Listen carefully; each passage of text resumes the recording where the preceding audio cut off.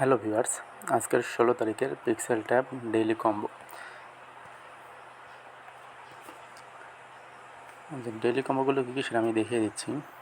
প্রথমে আপনি এখানে এসে রিওয়ার্ডসে এসে ডেইলি কম্বোতে প্লেতে ক্লিক করবেন।